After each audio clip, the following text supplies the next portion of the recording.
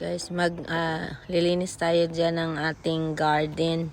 Puputulin ko na yung mga maliliit na, yung mga dahon ng aking parang grass na flower para maging lalabas yung kanyang flower dahil natatakpan na siya para makita na rin yung mga flowers niya. So ititrim ko lang sandali dyan. Tapos yan na, yung mga lily, iwan natin yan.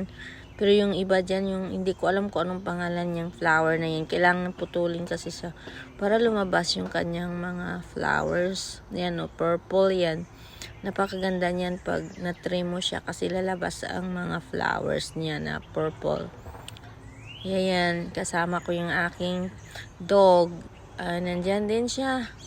Ayan o. Nandyan din siya kasabay, nanonood siya sa akin.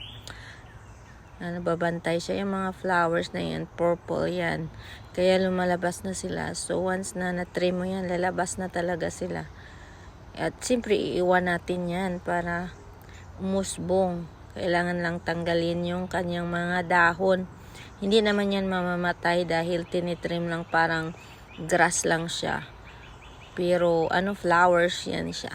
Yan, yung mga purple na yan. Ayan, yung mga flowers natin. Yan. Kaya tingnan mo. Ang ganda, diba? Ng flowers. Yan. Titrim ko yan hanggang dulo. Ayan. Yung aso ko nandyan din. Maritis din siya. Ayan, yung aking purple. Anong pangalan yan? Hindi ko alam yung pangalan ng flower na yan. Ayan, yung padong ng manok. Parang ganun. Kaya napakagandang tingnan ang ating. Yan siya. Naupo ako dyan sa sa simento. Parang parelax lang. Ganon din yung aso ko, si Coco. Ayan, habang nagtitrim, nag-i-enjoy. Yan pala yung yung solar light. Ay, tanggalin ko sana kaso hindi siya matanggal dahil pag tinanggal ko siya, mahirap na siyang ibalik. Yan, umiilaw siya pag gabi. Nag-recharge naman siya. Matagal na yung ilaw namin na yan. Ilang taon na din. Yung iba nasira na nga dahil naapakan ng gulong. Kasi sa pagbaback up, minsan di mo sila nakikita. Lalo na pag winter. Hindi namin siya tinatanggal. Hanggang dyan na lang yan siya. Pero matagal na yan siya. Siguro mga 4 years na rin nandyan. Okay pa rin naman yung iba. Yung iba nasira na.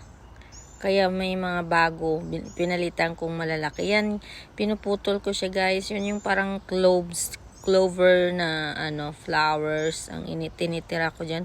Purple din ang kulay niyan.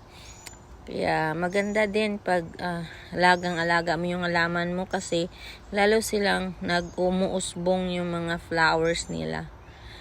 Yan, yung pinagkaabalahan ko pag wala akong ginagawa dito sa bahay. Kasi nakaka-bored din naman, nakakapagod din pumunta ng mall.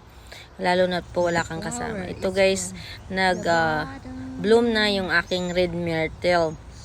Sila yung last na nag-bloom, yung purple at saka pink. Nauna na sila. So, dito sa side na to, ako yan ang nag-trim talaga noon. Kapangit niyan. Ngayon naman, napakaganda na dahil tinrim ko. Inisa-isa ko talaga, ako talaga ang nag-cut niyan.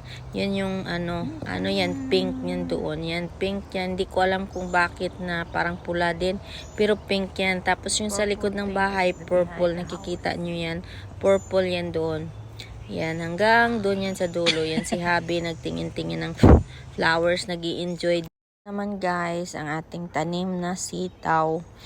Yan, at saka yung mga kalabasa natin nagbo-bloom na rin sa ngayon.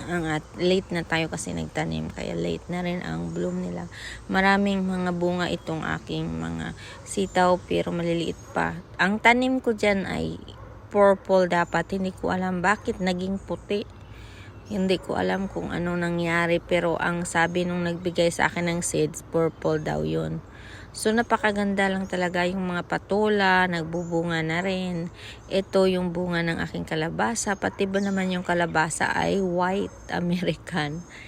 Ayan, nakakatuwa din laging panoorin yung mga tanim natin dito pag umaga.